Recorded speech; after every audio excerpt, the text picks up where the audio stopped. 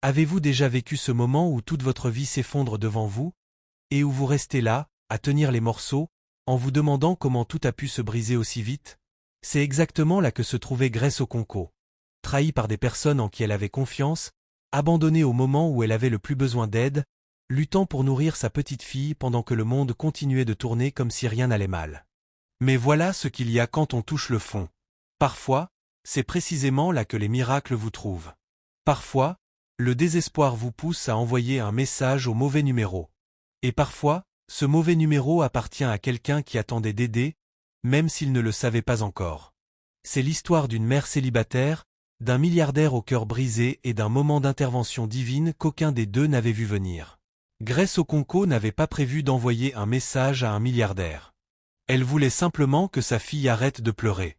Il était passé minuit dans son petit appartement de Rue Walcaro, à Port Harcourt.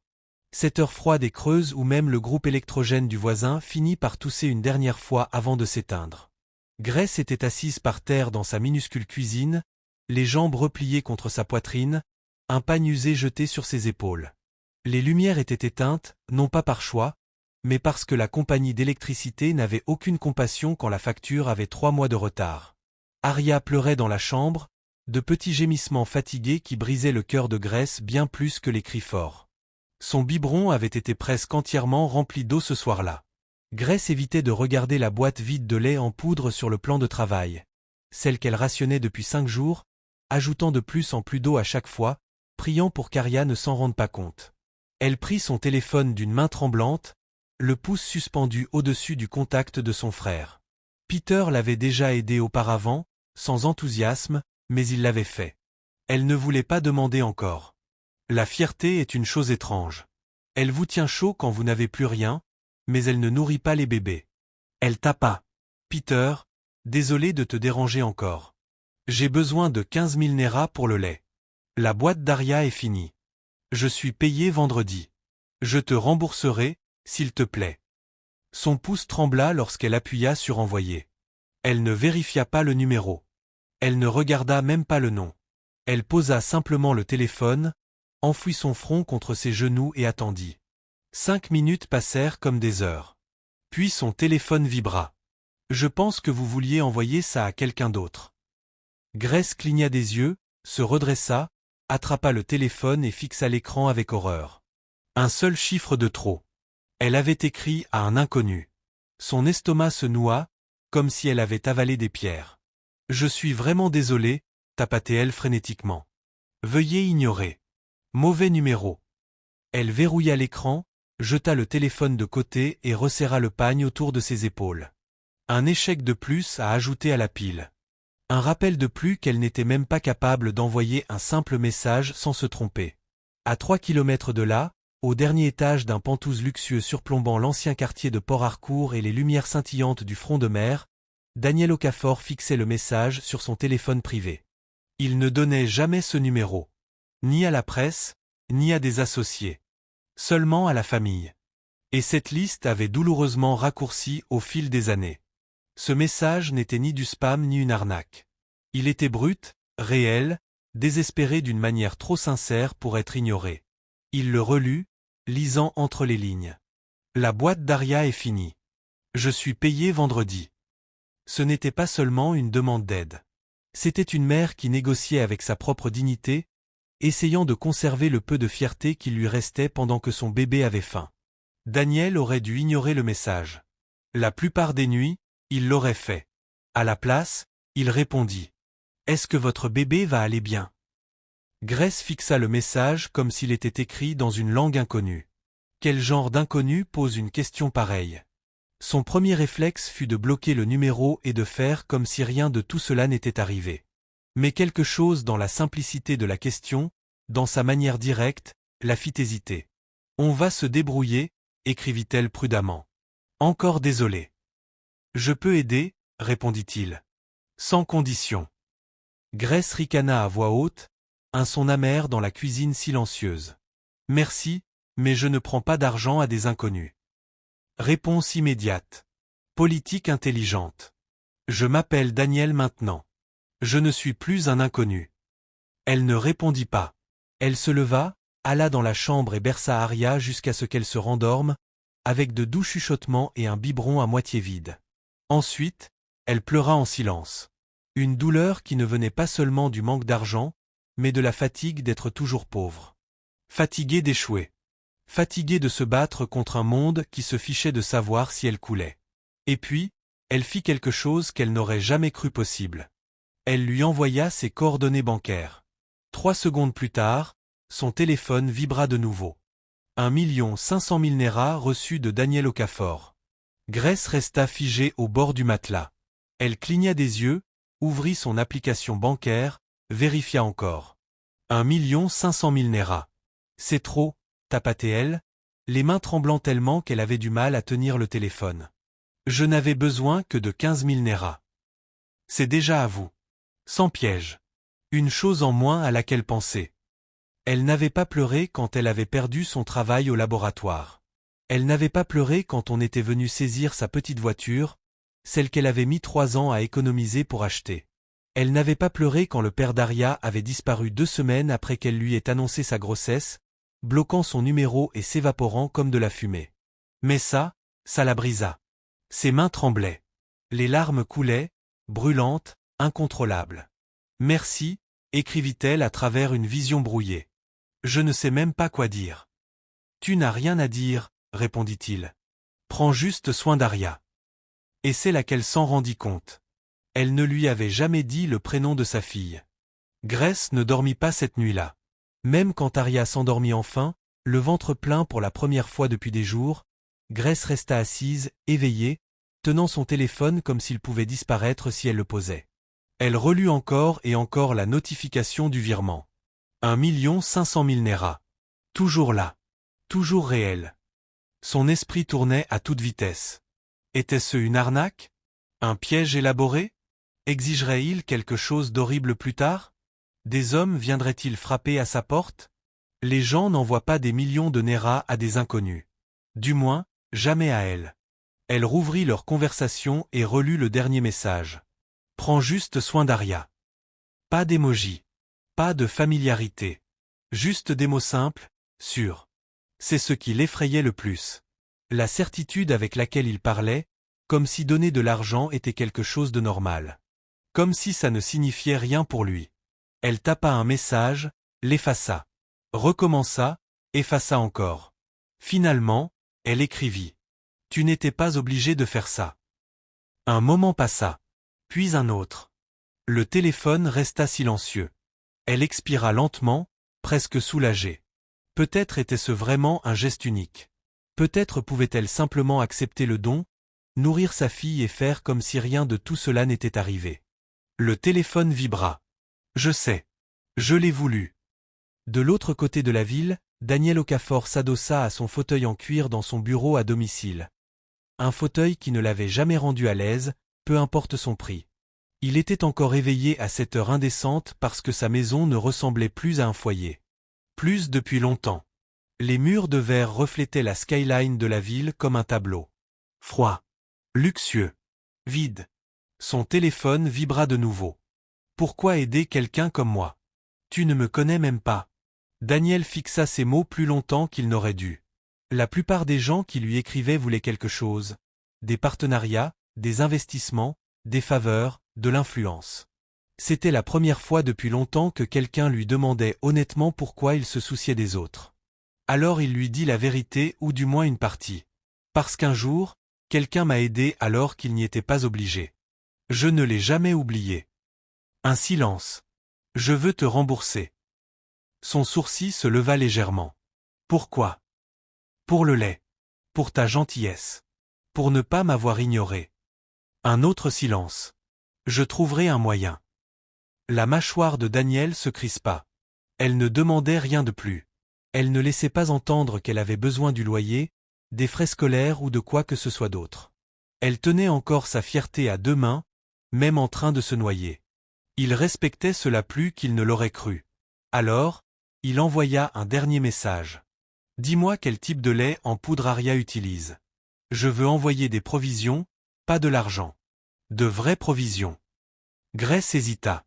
Seulement si c'est vraiment sans condition. Je ne fais pas de conditions, répondit-il.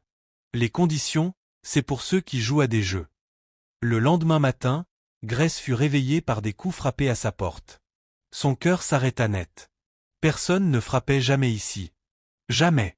Le propriétaire se contentait d'envoyer des messages furieux, et les voisins la regardaient à peine. Elle enfila une robe passée, s'approcha silencieusement de la porte et regarda par la petite ouverture.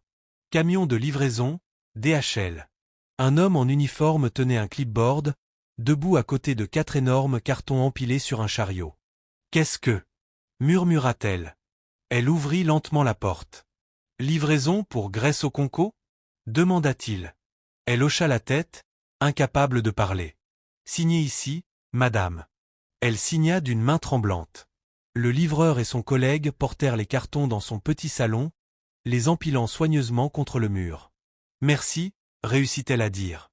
Ils repartirent. Grace resta immobile, fixant les cartons comme s'ils allaient exploser. Elle les ouvrit un à un, les mains tremblantes. Du lait infantile marque internationale, 6 grandes boîtes. Des couches marque premium, 3 paquets. Des lingettes pour bébé bio. Des biberons en verre cher. Des petits pots bio, toute une caisse. Et même des vêtements, des bodys en coton doux, de petites robes, des chaussettes aux motifs délicats. Pas des marques de marché bon marché, non. Le genre de choses qu'elle n'avait vues qu'en photo sur Instagram, celles postées par des mères aux maris riches et au temps libre infini. Au fond du dernier carton se trouvait une petite enveloppe. Elle l'ouvrit lentement, avec précaution. À l'intérieur, une note manuscrite sur du papier crème. Elle devrait avoir tout ce dont elle a besoin. Aria mérite mieux que simplement survivre. Daniel. Aucun logo d'entreprise. Aucune adresse de retour. Aucun moyen de retracer la commande. Juste une signature inconnue d'un homme qu'elle n'avait jamais vu. Mais elle le sentit. Profondément, dans sa poitrine. Cette chaleur étrange et incertaine, quelque part entre la gratitude et la méfiance. Qui était cet homme? Et que voulait-il vraiment?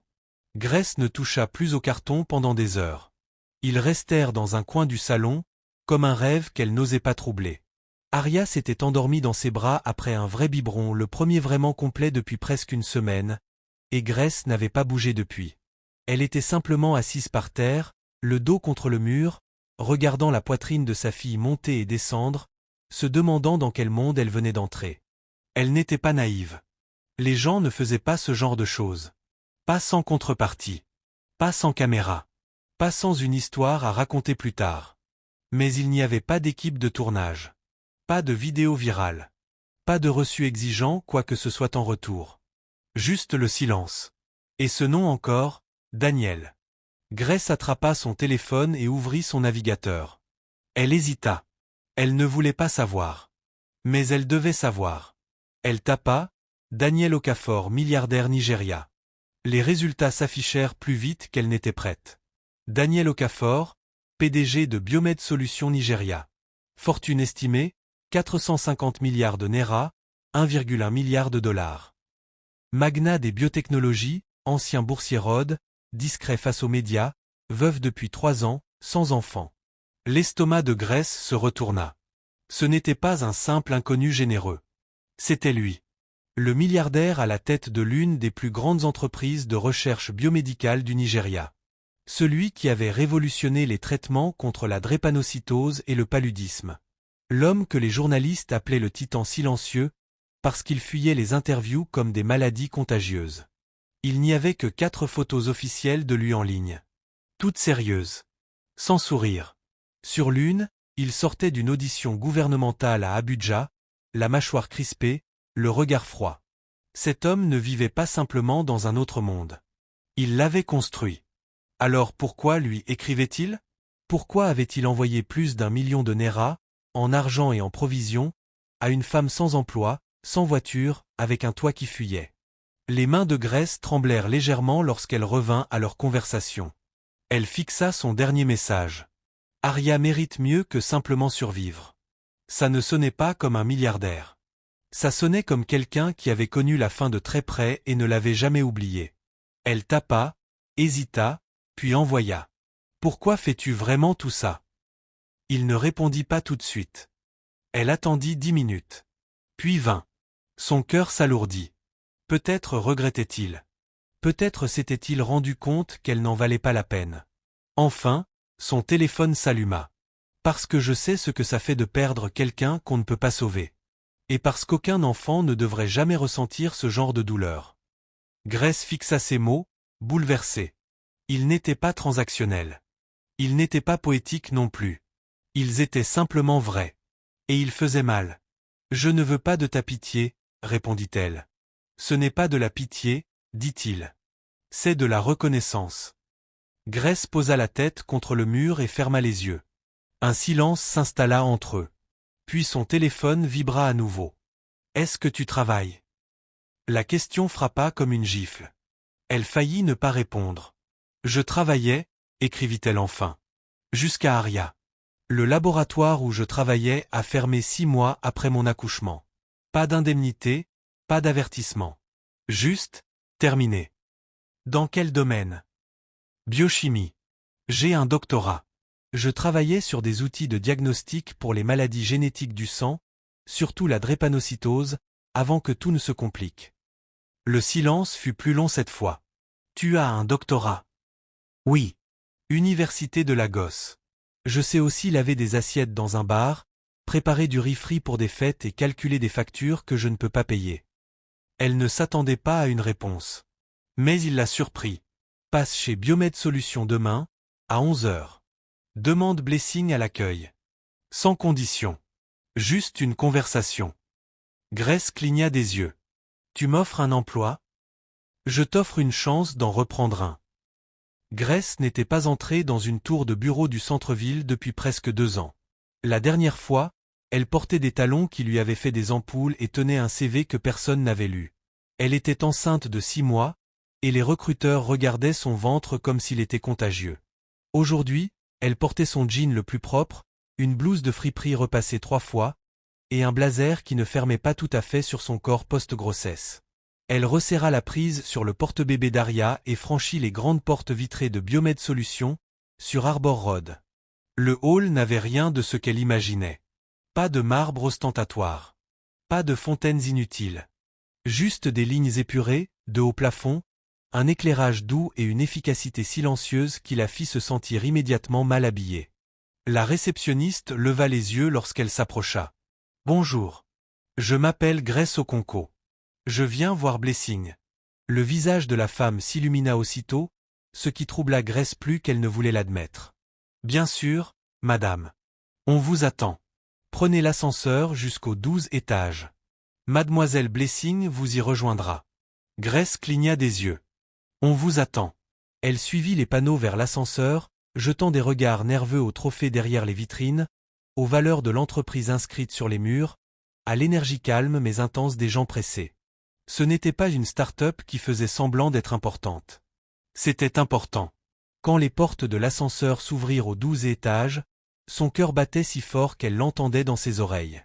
Une femme d'une 40aine d'années, cheveux naturels tirés en chignon soigné, tablette à la main, l'accueillit avec un sourire chaleureux mais professionnel. « Grace, je suis Blessing Nwachukwu, chef de cabinet de Monsieur Okafor.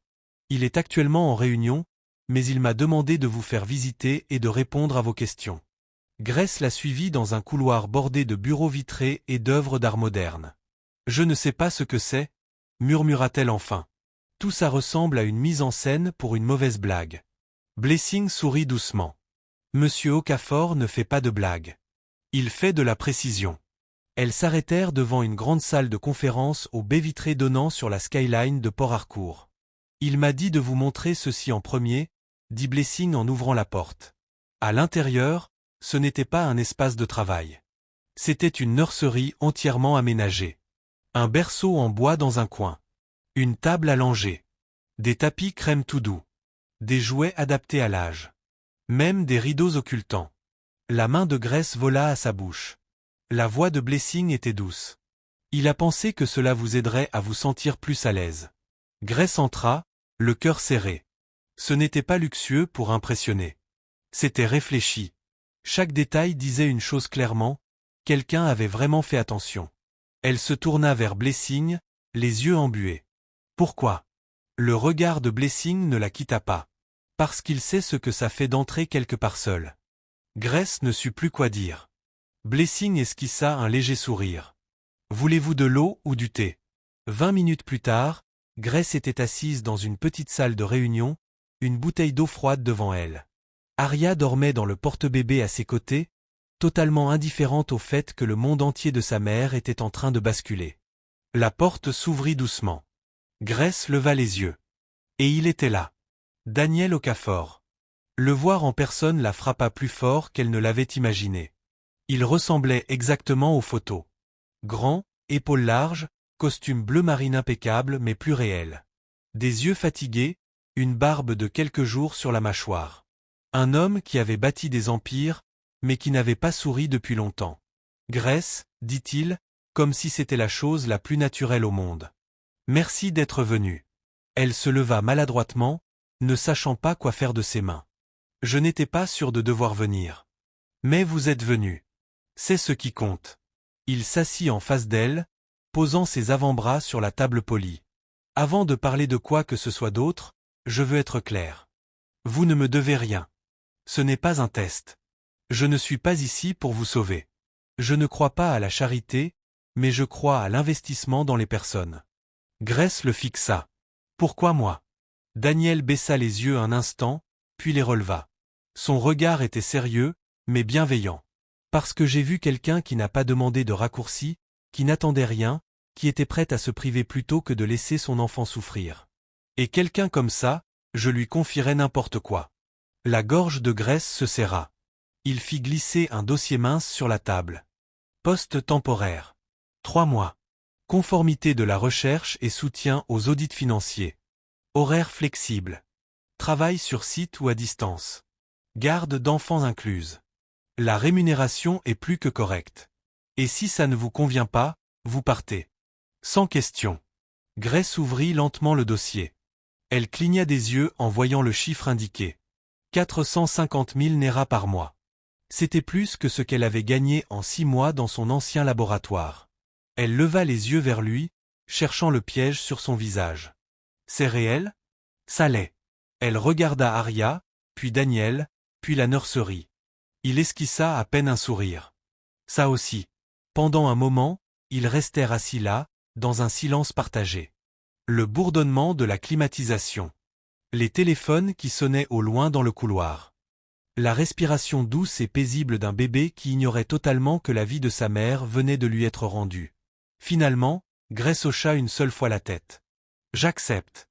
Grace se présenta pour son premier jour officiel avec le même blazer et une blouse différente. La seule autre qu'elle possédait qui paraissait à peu près professionnelle. Elle attacha ses cheveux en chignon bas, mit un maquillage discret et entra dans le bâtiment avec Arya attachée contre elle dans un porte-bébé coloré à motifs d'encre. Personne ne la dévisagea. Cela la surprit. Elle s'attendait à des regards en coin, des chuchotements, ou ces sourires polis mais froids auxquels elle était habituée.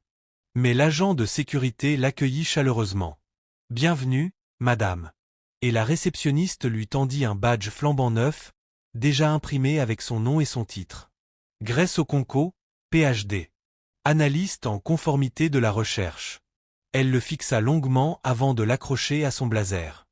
L'ascenseur pour le 12 étage s'ouvrit dès qu'elle s'en approcha. Blessing l'y attendait, dossier en main et sourire bienveillant. « L'espace d'Arya est prêt », dit Blessing sans hésiter en la guidant dans le couloir. « Et le vôtre est juste de l'autre côté de la cloison vitrée.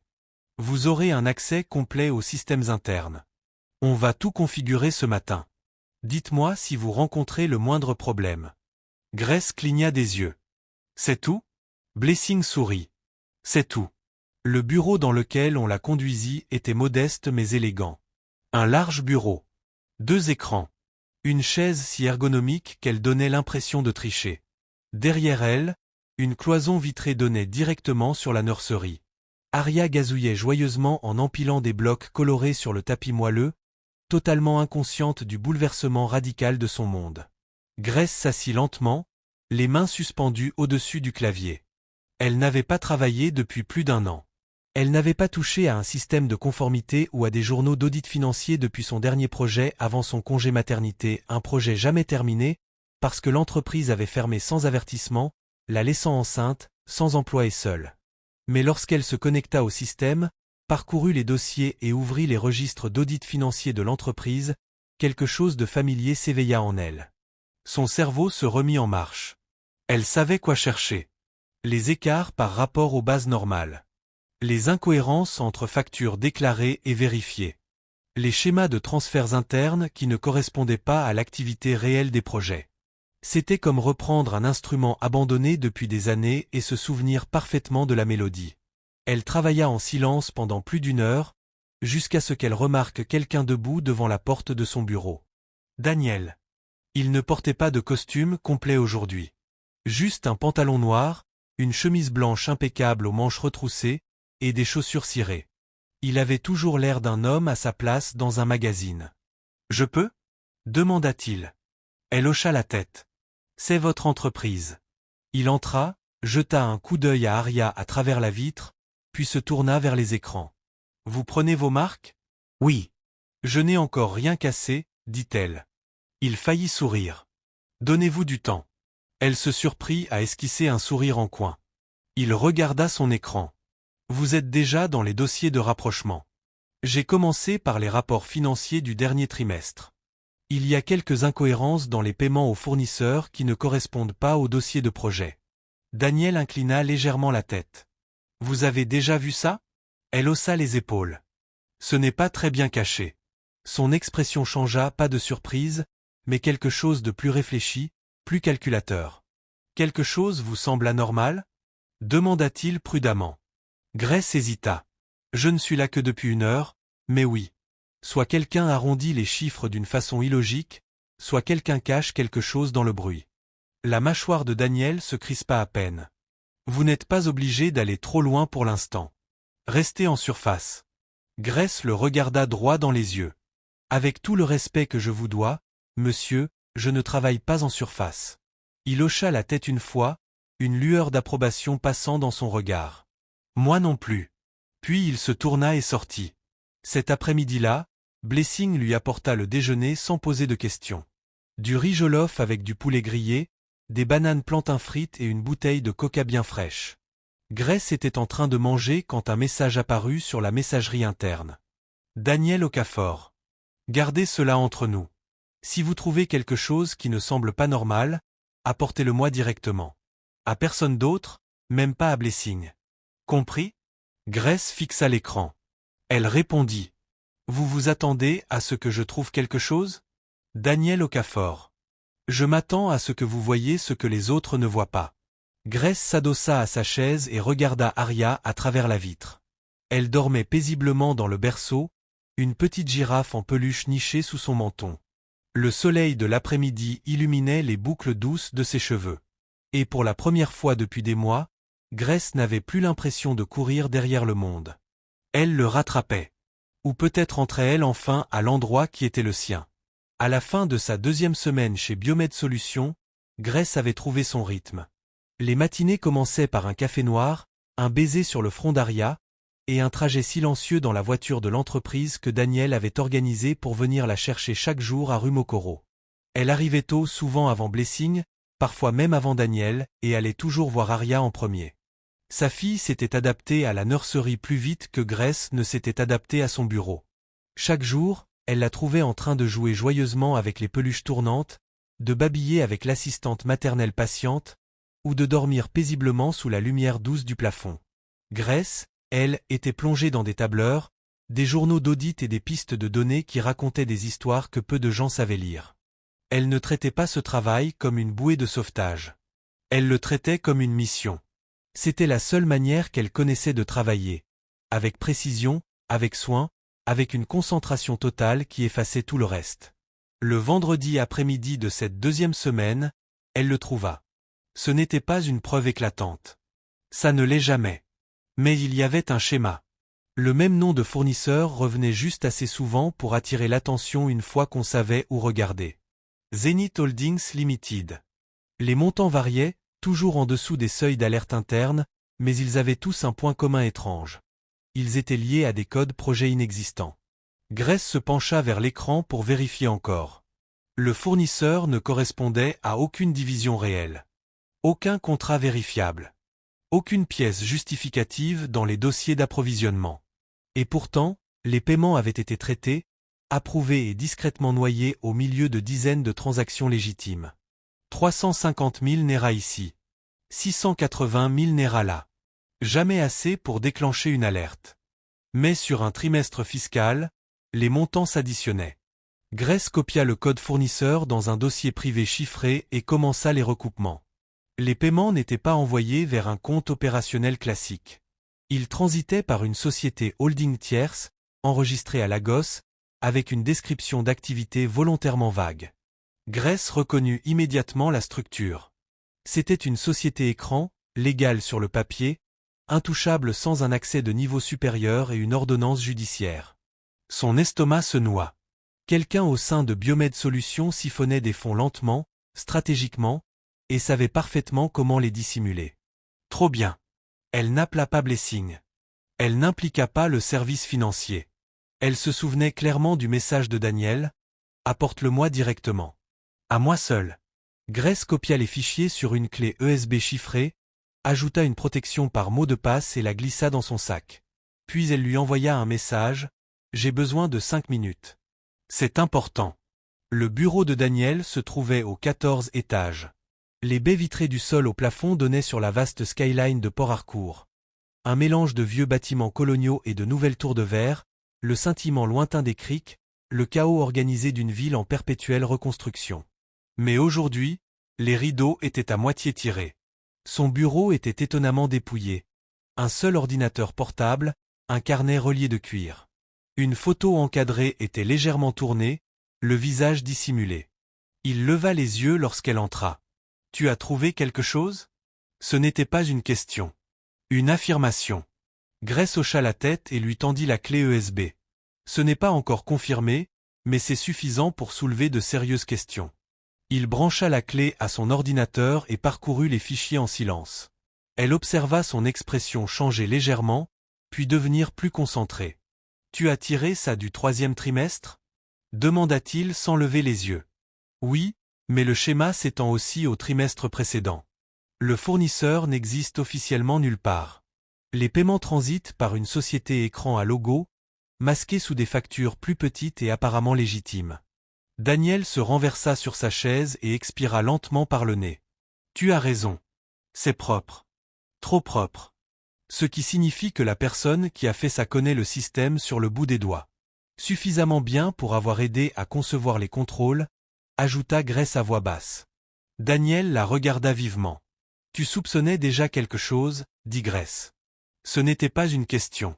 Il soutint son regard un long moment. « Je surveille ces dérives depuis la fin de l'année dernière, mais je n'ai jamais réussi à convaincre quelqu'un de la finance de les examiner sérieusement. Trop subtil, trop facile à expliquer par des erreurs administratives ou des problèmes de timing.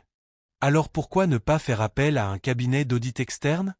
demanda Grace. Il hésita. « Parce que je ne sais pas à qui je peux faire confiance. » Grace sentit ces mots s'installer dans sa poitrine comme un poids. Elle comprenait ce genre d'isolement, celui qui vient après avoir trop perdu et fait confiance trop vite. Il vous vide de l'intérieur, vous pousse à douter de tout le monde. « Alors, on fait quoi maintenant ?» demanda-t-elle. « Je veux que tu continues, » dit Daniel. « Continue à creuser, mais discrètement. Aucun nom dans les emails, aucune trace numérique en dehors de ce dossier chiffré. Et si quelqu'un te demande sur quoi tu travailles, tu rapproches les facturations back-end du nouveau projet Paludisme. » Grace inclina la tête. « Tu me demandes d'enquêter sur ta propre entreprise. Je te demande de trouver la vérité. » Elle soutint son regard. « Et si je découvre quelque chose de vraiment laid ?» Daniel ne cligna pas des yeux. « Alors on fera face. » Cette nuit-là, Grace resta éveillée, fixant le plafond de sa petite chambre. Aria était blottie contre elle, respirant doucement. Elle repassa la conversation encore et encore dans sa tête, essayant de chasser le malaise qui s'y accrochait comme de la fumée. Elle n'avait pas peur de fouiller. Elle n'avait même pas peur de ce qu'elle pourrait découvrir. Ce qui l'inquiétait le plus, c'était ce qu'elle avait déjà vu sur le visage de Daniel lorsqu'il avait dit qu'il ne savait pas à qui faire confiance. Il le savait déjà. Il n'était simplement pas prêt à se l'avouer. Le lendemain matin, Grace se réveilla avant son alarme, non pas à cause des pleurs d'Aria, mais à cause du silence. Un silence lourd, comme l'air avant une tempête. Elle vérifia le berceau. Aria dormait toujours, les bras levés au-dessus de la tête, les lèvres pincées en une petite moue, comme si elle négociait en plein rêve. Grace se brossa les dents à l'évier de la cuisine. Le robinet de la salle de bain fuyait encore, mais elle n'avait pas appelé le propriétaire. Elle ne voulait pas d'étrangers chez elle.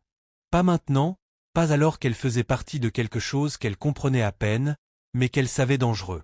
À 7h30, elle était déjà à son bureau au 12e étage, à revoir une nouvelle fois les journaux fournisseurs. Cette fois, elle creusa plus profondément. La société écran qui recevait les fonds siphonnés avait un nom, Zenith Holdings Limited. Cela ne lui évoquait rien au départ, mais lorsqu'elle passa le numéro d'enregistrement de la corporate à faire commission dans une base de données ouverte, l'adresse renvoya vers un service de boîte postale en centre-ville, et l'entreprise ne listait qu'un seul directeur exécutif. Aucun nom public, seulement un cabinet juridique spécialisé dans l'anonymat corporatif. Grace se recula, les doigts se resserrant autour de sa tasse de café. Ce n'était pas un détournement de fonds bâclés. Celui qui était derrière tout ça l'avait conçu pour fonctionner sans être détecté pendant des années. Ce n'était pas de la cupidité. C'était une extraction planifiée. À 9h06, Daniel entra dans son bureau sans frapper. « Zenith Holdings » dit-elle avant même qu'il ne s'assoie. Il haussa un sourcil. « Tu l'as trouvé. C'est une société écran. Aucun employé enregistré, dissimulé derrière un paravent juridique. J'ai retracé 6 paiements distincts rien que ce mois-ci, répartis sur différents budgets départementaux, tous en dessous des seuils de conformité. C'est sophistiqué. Délibéré. » Daniel ne dit rien. Il avait l'air à nouveau fatigué, comme s'il n'avait pas dormi. Sa cravate était légèrement de travers et son téléphone encore dans la main. « Je veux que tu gardes tout ça uniquement sur ta machine, » dit-il à voix basse. Aucun backup sur les serveurs de l'entreprise, aucun transfert externe. Stockage chiffré uniquement. Grace hocha la tête, puis se pencha légèrement en avant. « Daniel, depuis combien de temps soupçonnes-tu ça ?» Il la regarda, la mâchoire crispée. Assez longtemps pour savoir que la personne derrière tout ça se moque complètement de cette entreprise et des gens qui y travaillent. « Tu penses que c'est quelqu'un de proche de toi ? » « Je le sais. » Grace hésita. « Pourquoi n'es-tu pas allé voir le conseil d'administration ?» L'expression de Daniel se durcit. « Parce qu'au moins 2 d'entre eux sont compromis. Ils ont déjà bloqué une demande d'audit interne que j'ai faite il y a 6 mois. Si je fais le mauvais mouvement maintenant, tout m'explose au visage et celui qui fait ça s'en sortira sans une égratignure. » La gorge de Grace se serra. « Alors pourquoi moi ?» Daniel s'assit enfin en face d'elle. « Parce que tu ne dois rien à personne ici. Tu n'as aucun passé avec cette entreprise, aucune loyauté envers l'ancienne garde, et tu n'as pas facilement peur. » La façon dont il le dit n'avait rien d'un compliment. C'était un constat. Elle eut l'impression que quelqu'un la voyait enfin. Pas seulement la mère en difficulté, pas seulement la femme qui essaie de survivre, mais elle. La force silencieuse et affûtée qu'elle était avant que la vie ne la frappe assez fort pour laisser des cicatrices. « Je veux te montrer quelque chose, » dit Daniel. Il sortit un dossier de sa mallette et le fit glisser vers elle. Elle l'ouvrit lentement. Un visage la fixa depuis une photo professionnelle. Quarantaine avancée, allure soignée, costume impeccable, sourire neutre et confiant. « Victor Okafor » dit Daniel à voix basse. « Directeur financier. » Grace se figea. « Okafor, c'est mon beau-frère » termina Daniel. « Le frère aîné de ma défunte épouse. » L'air sembla s'épaissir dans la pièce. Grace fixa la photo puis Daniel. « Ta femme ? Kioma ? » « Oui, » répondit Daniel, la voix stable mais lointaine. « Elle est morte il y a 3 ans. Des complications lors de l'accouchement. Le bébé non plus n'a pas survécu. » Le cœur de Grace se serra. « Je suis vraiment désolé. » Daniel hocha une fois la tête, un geste maîtrisé. « Victor me tient pour responsable de sa mort. Il pense que je l'ai trop poussé, que j'ai privilégié l'entreprise au détriment de sa santé. Que si j'avais été attentif, j'aurais vu les signes plus tôt. » « Et est-ce que c'était le cas ?» demanda Grace doucement. Daniel regarda par la fenêtre. « Je ne sais pas. Je me pose la question tous les jours depuis 3 ans. Peut-être que j'ai raté quelque chose. Peut-être que j'étais trop concentré sur une avancée scientifique que nous poursuivions. Ou peut-être que c'était simplement une tragédie que personne n'aurait pu empêcher. Il se tourna de nouveau vers elle. Mais Victor ne le voit pas ainsi. Pour lui, j'ai tué sa sœur. Et maintenant, je pense qu'il essaie de détruire tout ce que j'ai construit, par vengeance. Grace referma soigneusement le dossier. Tu penses qu'il est derrière Zenith Holdings? Je le sais. Mais le prouver, voilà le vrai défi. Tu veux que je trouve la faille dans son système? Exactement. Grace hocha lentement la tête. Et quand je la trouverai? Les yeux de Daniel se durcirent. Alors on agira. Il se leva pour partir, puis s'arrêta sur le pas de la porte. Au fait, dit-il d'une voix plus légère. Aria a des admirateurs à la crèche. Grace cligna des yeux. Quoi? Elle a donné une leçon à l'assistante hier quand la femme a essayé de lui retirer sa girafe en jouet. C'était 4 syllabes de babillage et un regard de mort. L'assistante a dit qu'elle n'avait jamais été aussi intimidée par un enfant d'1 an. Grace éclata de rire malgré elle.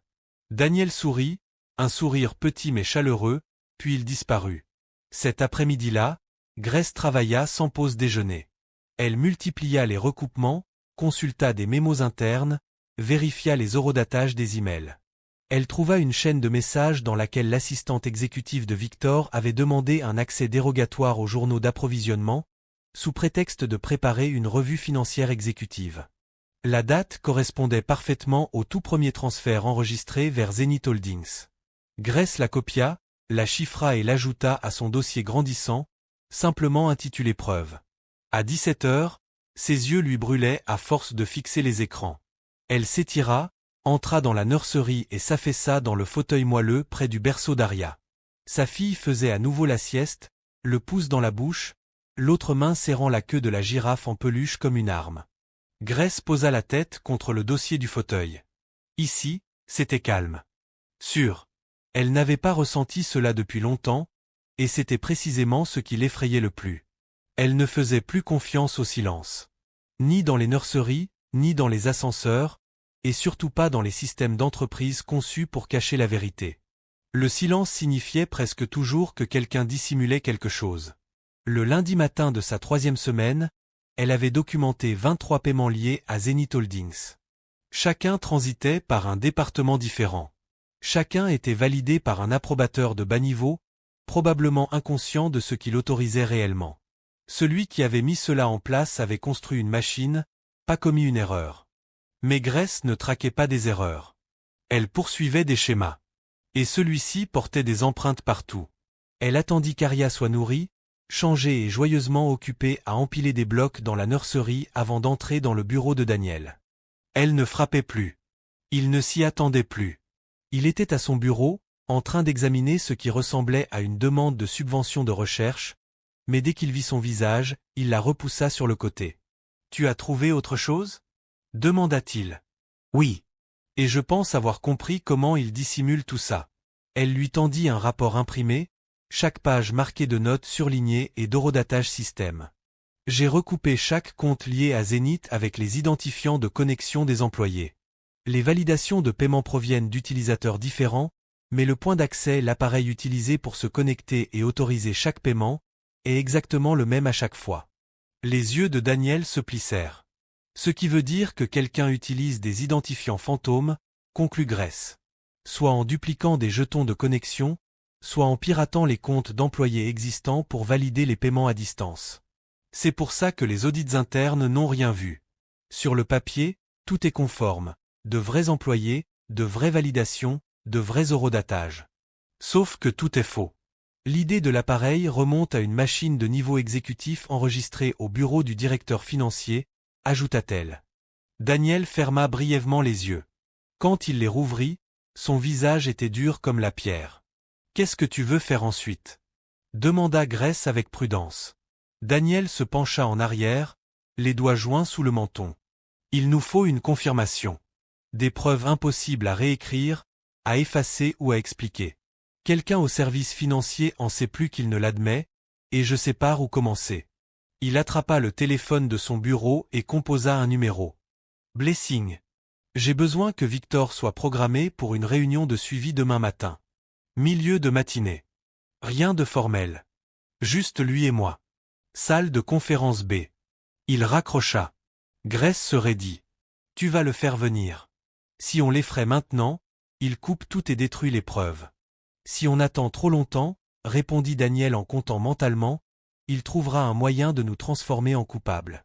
Il la regarda. Tu es d'accord avec ce risque?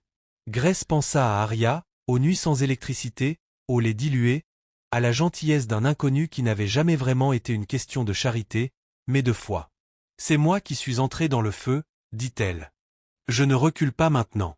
Daniel ne sourit pas, mais quelque chose dans son regard s'adoucit. Tu sais, dit-il, la plupart des gens à ta place auraient encaissé le salaire et joué la sécurité. Grace haussa les sourcils. Oui, mais j'ai cessé d'être, la plupart des gens, le jour où j'ai donné à ma fille un biberon de lait dilué en faisant semblant que c'était suffisant. Cette nuit-là, Grace ne dormit pas. Elle était assise à la petite table de sa cuisine à Rumuakoro, ordinateur portable ouvert, passant en revue les journaux de sauvegarde du système de messagerie interne de Biomed. Elle savait qu'elle s'approchait du but et s'approcher était dangereux. Elle avait lu trop d'histoires, lanceurs d'alerte réduits au silence, données mystérieusement effacées, personnes intègres discréditées par des gens infiniment plus puissants. Et pourtant, ce n'était pas ça qui lui faisait peur. Elle avait peur d'échouer pour Arya.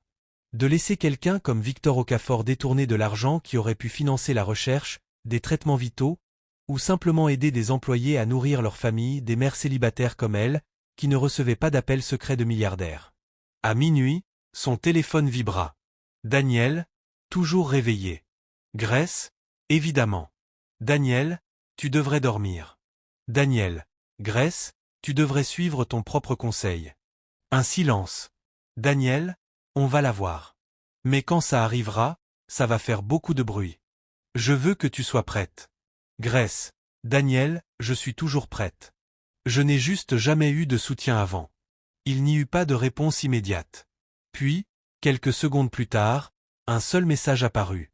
Daniel, maintenant, si. Grace fixa l'écran, quelque chose de chaud et d'inconnu fleurissant dans sa poitrine.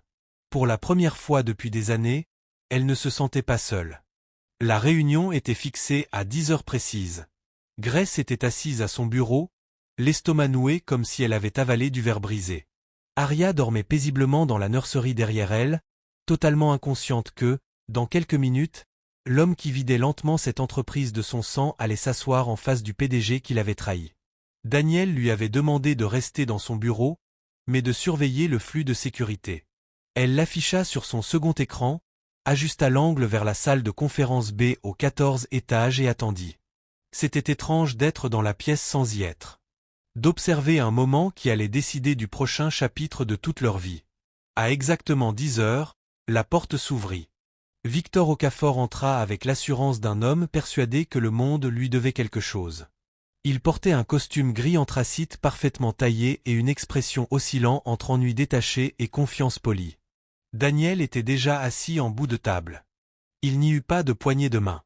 Grace se pencha vers l'écran, le cœur battant.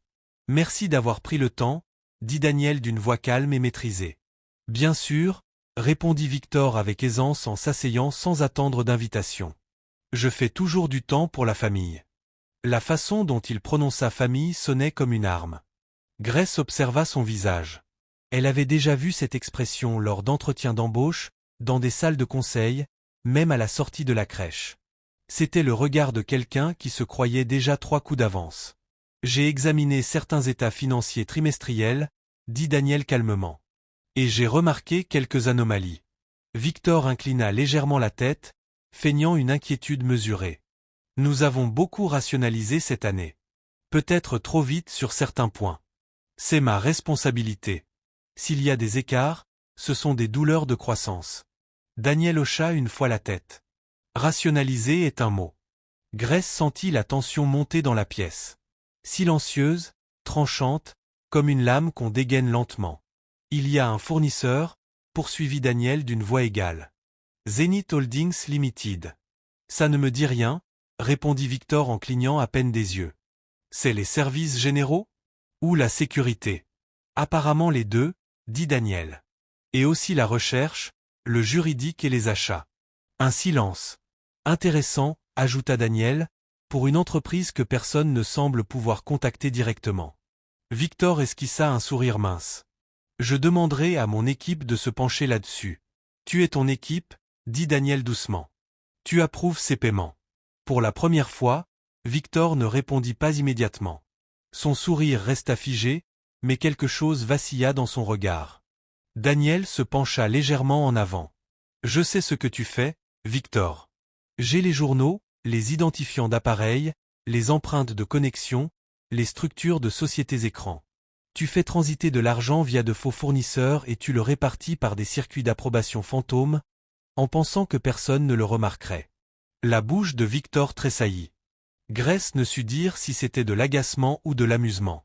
Tu écoutes un peu trop attentivement ta nouvelle comptable de compagnie, dit Victor avec un mépris dégoulinant.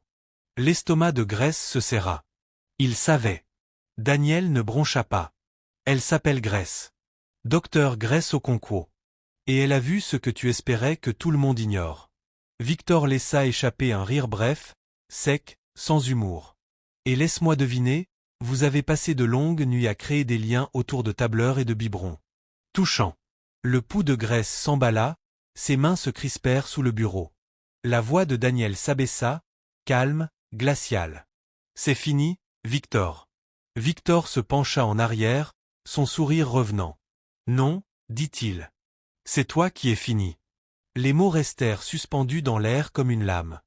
Victor plongea la main dans la poche de sa veste et en sortit une petite clé USB. Il la posa sur la table entre eux dans un léger clic. Tu crois vraiment être le seul à avoir collecté des données? Dit Victor. Allons, Daniel. Tu n'es pas si naïf. Grace se pencha encore plus près de l'écran, le souffle coupé. Le conseil en a assez de tes projets secrets et de tes catastrophes en relations publiques, poursuivit Victor. Ils en ont assez de tes sautes d'humeur, de ton deuil. Tu as rendu cette entreprise vulnérable. Moi, je l'ai simplement aidé à survivre. La mâchoire de Daniel se crispa visiblement. Qu'y a-t-il sur la clé? Demanda-t-il. Des emails, des messages, des documents financiers qui suggèrent que tu détournes des fonds de l'entreprise pour couvrir des engagements personnels, ce que, soit dit en passant, nous savons tous les deux que tu n'as pas fait. Mais la perception compte plus que la vérité quand on est sur la sellette. Victor se leva en boutonnant sa veste avec une lenteur calculée. Et tu me donnes ça parce que? Je ne te le donne pas, répondit Victor. Je te préviens. Tu as jusqu'à vendredi pour démissionner discrètement. J'ai déjà parlé à 2 membres du conseil. Ils me soutiendront. Pars sans faire de bruit et je ne traînerai pas la docteure Okonkwo là-dedans. Elle recevra une belle indemnité de départ et une sortie discrète. Tout le monde y gagne. Grace resta figée, le sang battant à ses oreilles. Daniel le fixa sans cligner des yeux. Puis, calmement. Tu me sous-estimes. Non, répondit Victor en se dirigeant vers la porte. Je te comprends mieux que quiconque dans cet immeuble. Tu as bâti quelque chose de grand, Daniel, mais tu es devenu trop humain. Et l'humain ne survit pas dans des endroits comme celui-ci. Il sortit sans attendre de réponse. Grace ferma le flux de sécurité et se laissa tomber contre le dossier de sa chaise, le cœur affolé.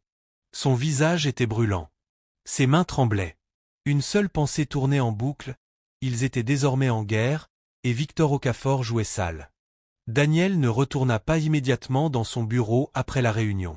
Pendant près de 2 heures, Grace fixa le couloir vide devant sa porte. Aucun mouvement. Aucun message. Juste le silence. Elle ne tint plus en place. Elle imprima son rapport complet, chaque transfert documenté, chaque validation fantôme, chaque société écran liée à Zenith Holdings, et avança dans le couloir, le cœur battant à tout rompre. Elle entra dans le bureau de Daniel sans frapper. Il était là, de dos, debout près de la fenêtre au store à moitié tirée, contemplant la skyline de Port Harcourt comme s'il la voyait s'effondrer au ralenti. Il ne se retourna pas quand elle parla. « J'ai tout vu. » La voix de Daniel était basse, épuisée. « Tu n'aurais pas dû. » Grace s'approcha. « Tu pensais vraiment que j'allais rester assise à mon bureau sans regarder ce qui se passait dans cette salle ?»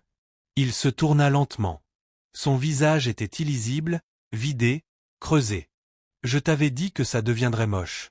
Tu n'as pas dit qu'il essaierait de te détruire. » Daniel la regarda longuement. Ce n'était pas la fatigue de quelqu'un qui avait trop travaillé ou trop peu dormi. C'était l'épuisement de quelqu'un qui venait de confirmer que la pire personne qu'il soupçonnait était exactement celle qu'il craignait, et qu'elle avait le pouvoir de s'en sortir. Il a des leviers au conseil, dit Daniel doucement. Alors rendons le combat public, répondit Gress. Et mettre l'entreprise en danger? Les milliers de personnes qui en dépendent? Les années de recherche que nous avons financées? Daniel secoua la tête. Si je bouge trop tôt, Victor retourne le récit. Je passe pour le milliardaire instable qui s'accroche au pouvoir après la mort de sa femme. Et toi, pour la femme que j'ai manipulée afin de masquer ma propre mauvaise gestion financière. La gorge de Gress se serra. Alors on trouve une preuve qu'il ne pourra pas détourner. Daniel étudia son visage avec attention. Tu es toujours là. J'y suis depuis le moment où j'ai compris que les chiffres ne collaient pas. Il s'avança, prit le rapport imprimé de ses mains et le parcourut en silence. Lorsqu'il eut terminé, il releva les yeux. J'ai une dernière carte à jouer. Ce n'est pas garanti et c'est risqué. Défini, risqué. Je travaille discrètement avec quelqu'un. Une ancienne comptable judiciaire de l'EFCC. Elle m'a déjà aidé à suivre des dossiers de corruption interne sans faire de bruit. Mais si on la fait intervenir maintenant, ça ne restera plus silencieux. Tu lui fais confiance? Avec la vérité, oui. Alors fais-la venir, dit Gress sans hésiter. Daniel la fixa attentivement. Ça ne marche que si chacun joue parfaitement son rôle. Elle aura besoin d'un accès complet aux journaux chiffrés, à tout ce que tu as trouvé. Et si Victor sent ne serait-ce qu'une odeur de ce qu'on prépare, il s'en prendra d'abord à toi. Gress ne s'y a pas. Qu'il essaie. Cette nuit-là, la maison sécurisée dont Daniel avait parlé n'était plus un simple plan de secours. Elle était bien réelle. Il donna à Gress un code d'accès, une carte magnétique et une adresse dans un quartier calme de GRA à Port-Harcourt, une résidence privée détenue sous le nom d'une filiale, déjà approvisionnée en produits essentiels. Gress ne demanda pas depuis combien de temps il préparait cela. Elle n'en avait pas besoin. Elle fit un sac léger, des vêtements pour elle et Aria, l'ordinateur portable, les clés USB chiffrées et une copie imprimée de son rapport. Aria protesta quand Gress l'installa dans son siège auto, mais se calma rapidement dès que le moteur démarra et que le mouvement la berça. Elle sentait toujours quand sa mère était tendue. L'appartement était petit mais propre, sûr, silencieux. Mobilier moderne, cuisine équipée, lit bébé déjà installé dans la chambre. Gress posa Aria doucement, puis s'assit au bord du canapé, faisant défiler son téléphone, se demandant ce qui allait suivre. Elle n'attendit pas longtemps. Un message de Daniel apparut. Daniel, son nom est Madame a dit. Elle t'appellera dans 10 minutes. Réponds. Ne lui dis rien que tu ne puisses prouver par des documents. Elle est vive et elle teste les gens. Gress répondit par un seul mot. Gress, prête. 10 minutes plus tard, le téléphone sonna. Docteur Okonko. La voix à l'autre bout était nette, féminine, strictement professionnelle. Ici Madame a dit. Daniel m'a dit que c'est vous qui avez découvert la rupture dans les flux financiers. C'est moi qui ai remarqué le schéma, répondit Gress avec prudence. C'est lui qui savait dès le départ que quelque chose n'allait pas. Bonne réponse. Dites-moi tout. Depuis le début. N'omettez rien. Gress inspira profondément et commença à parler. Elle raconta tout. Le message envoyé au mauvais numéro. Le fait qu'elle n'avait jamais voulu se retrouver mêlée à une enquête de fraude d'entreprise. Les incohérences que d'autres avaient manquées ou volontairement ignorées.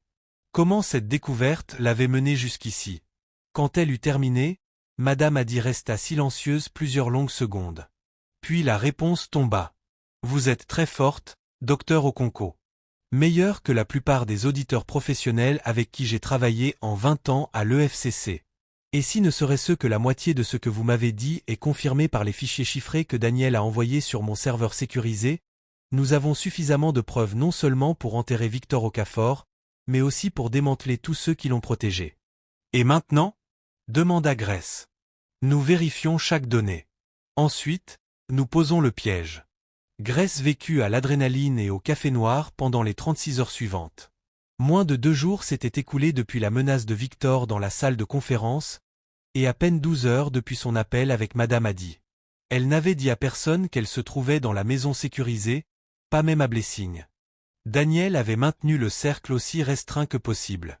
Mais intérieurement, Gress construisait déjà la phase suivante. Madame Adi se montra implacable lors de leurs appels de suivi. Horodatage, identifiant d'appareil, journaux d'accès, métadonnées des emails, elle voulait tout.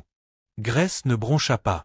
Elle remit chaque dossier, chaque sauvegarde chiffrée, même ses notes manuscrites personnelles analysant les schémas. Elle savait ce qui était en jeu.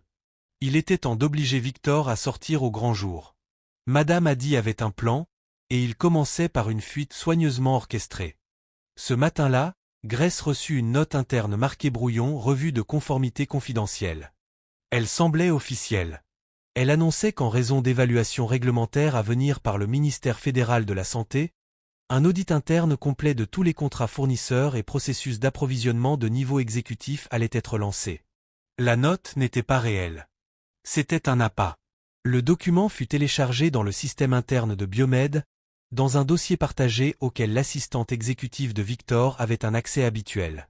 Puis ils attendirent. Daniel ne resta pas inactif. Il resta en mouvement, échangeant avec Madame Adi via des canaux chiffrés, travaillant discrètement avec les rares alliés du Conseil qu'il jugeait encore fiables, les pressant de bloquer toute motion d'urgence de défiance.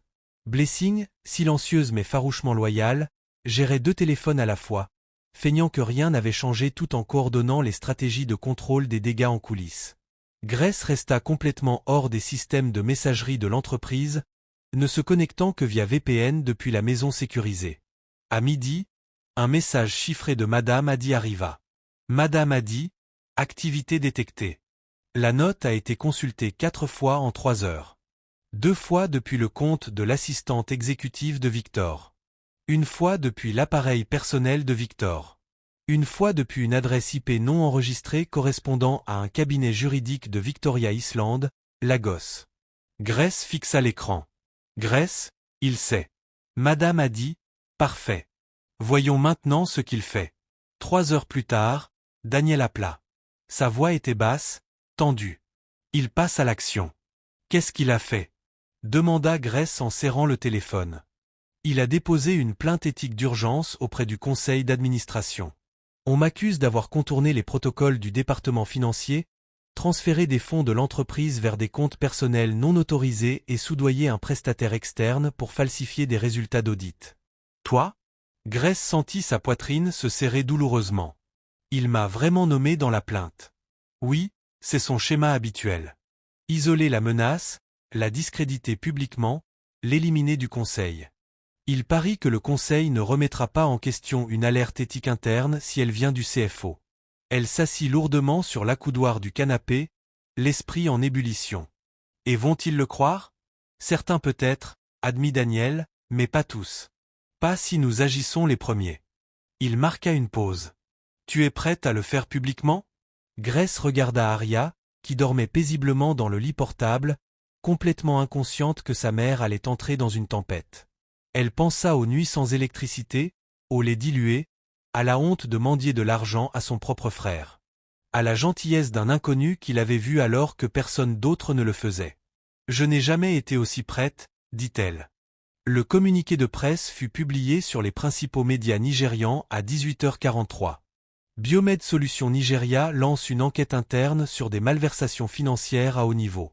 Court, précis, soigneusement rédigé par l'équipe juridique de l'entreprise. Il ne nommait pas directement Victor Okafor, mais mentionnait des irrégularités judiciaires, des détournements de paiements fournisseurs et un audit interne complet déclenché par une vérification indépendante. La minute même où le communiqué fut publié, l'équipe de Madame Admi soumit ses conclusions préliminaires à la Commission nigériane des crimes économiques et financiers. 42 pages de documentation, journaux système, validation vérifiée, fils de mai, métadonnées d'appareil, tout revenait à Victor Okafor. Tout était presque terminé. À 20h05, le téléphone de Grace sonna. Numéro inconnu. Elle hésita, puis décrocha. Impressionnant, dit la voix de Victor. Grace ne parla pas. Je t'ai sous-estimé, docteur Okonko. Je pensais que tu n'étais qu'une autre femme désespérée que Daniel avait choisie pour se sentir mieux après la mort de Kioma. Mais il s'avère que tu as vraiment un cerveau. La mâchoire de Grace se crispa. Je voulais détruire Daniel, continua Victor. Toi, tu n'étais que des dommages collatéraux. Un nom sur un rapport, un accident, et d'une manière ou d'une autre, tu es devenu le problème. Drôle, dit Grace, voix froide et posée. C'est ainsi que la plupart des femmes au pouvoir se font remarquer, en devenant gênantes pour des hommes comme vous. Victor rit, un rire sec et amer. Tu crois que ça s'arrête là? Daniel pourrait survivre à ça, docteur Okonkwo. Son nom, son argent, ses relations le protégeront. Mais toi, tu es jetable. Tu l'as toujours été. Grace raccrocha sans répondre. Elle n'avait pas besoin d'entendre la suite. Elle avait déjà gagné. Cette nuit-là, Grace regarda le journal télévisé en silence. Arya dormait paisiblement à côté d'elle sur le canapé. Daniel n'avait pas renvoyé de message. Pas encore. Elle savait qu'il se trouvait quelque part dans la ville, prêt pour ce qui allait suivre, mais elle se sentait calme, car cette fois elle savait ce qui arrivait, et elle n'en avait pas peur. Le lendemain matin, tout avait changé. Grace n'avait même pas besoin de vérifier les nouvelles pour le savoir. Elle le ressentait dans la façon dont son téléphone vibrait, recevant notification sur notification. Dans les messages chiffrés envoyés par Madame Admi, marqués urgent lire immédiatement, dans la transformation de sa boîte de réception, passant du silence à un véritable feu de médias. Le communiqué de presse de Biomed Solutions avait fait le buzz dans les médias d'affaires nigérians. Blogs financiers, publications tech, journaux nationaux, tous couvraient l'affaire avec des gros titres. Le PDG milliardaire dénonce la fraude de plusieurs millions de naira de son CFO. Une mère célibataire lance l'alerte sur un scandale biotechnologique et trahison familiale. Le frère de l'épouse décédée accusé de vol en entreprise. Un article de Business Day mentionnait une brillante biochimiste et mère célibataire qui avait découvert le système grâce à une analyse judiciaire minutieuse. Il ne la nommait pas directement, mais il le ferait. Tôt ou tard, son nom deviendrait public. À 8h02, Blessing envoya un message. Grace, sois prête. Confrontation finale prévue à 9h.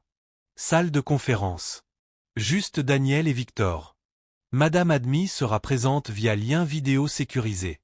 Tu dois être là en personne aussi. Grace fixa le message. Grace, je devrais amener Arya? Laisse-la avec le personnel de la crèche à la maison sécurisée, répondit Blessing. Daniel a prévu une nourrice temporaire. Cette réunion pourrait devenir intense. Ce matin-là, Grace s'habilla avec soin, pas dans son habituel chemisier et jean. Elle porta une robe bleu marine qu'elle avait achetée des années plus tôt pour sa soutenance de doctorat. Professionnelle, sérieuse, inébranlable. Elle laissa Arya avec la gentille nourrice prévue par Daniel, embrassa le front de sa fille, et prit la voiture de l'entreprise pour le siège de Biomed. À 9h01, Grace entra dans la salle de conférence A. La pièce était plus grande que les autres, avec des fenêtres du sol au plafond, une longue table polie, des chaises en cuir. Daniel était assis à la tête de la table, le visage sculpté comme de la pierre. Le visage de Madame Admi remplissait un grand écran mural, une femme dans la cinquantaine aux yeux perçants et à l'autorité absolue. Victor entra un instant plus tard, son allure confiante vacillant légèrement en voyant Grace assise calmement à côté de Daniel. « Docteur Okon, dit Victor, voix mielleuse. Je ne savais pas que vous seriez parmi nous. Elle a tout à fait le droit d'être ici, dit Daniel d'une voix posée. Cela concerne directement son travail.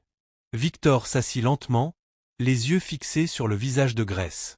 La voix de Madame Admi sortit des haut-parleurs, nette et autoritaire. Monsieur Victor Okafor, je suis Madame Fleu Adami, enquêtrice principale en criminalité financière à l'EFCC. J'ai été mandaté par Biomed Solutions Nigeria pour mener un examen indépendant des irrégularités financières signalées par la docteure Grace Okonkwo. La mâchoire de Victor se crispa, mais il ne dit rien. Au cours des 72 dernières heures, poursuivit Madame Addi, mon équipe a vérifié 23 transactions frauduleuses distinctes totalisant environ 47 millions de naira, toutes acheminées via une société écran que vous contrôlez, Zenith Holdings Limited. Elle marqua une pause.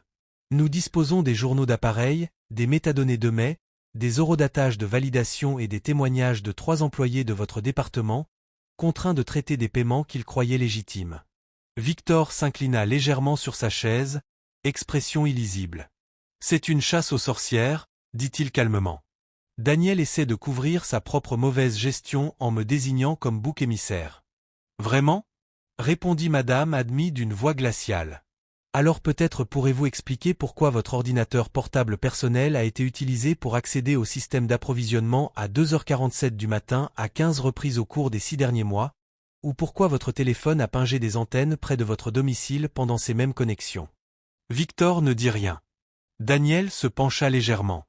Vous n'avez pas seulement volé de l'argent, Victor. Vous avez utilisé mon deuil comme arme.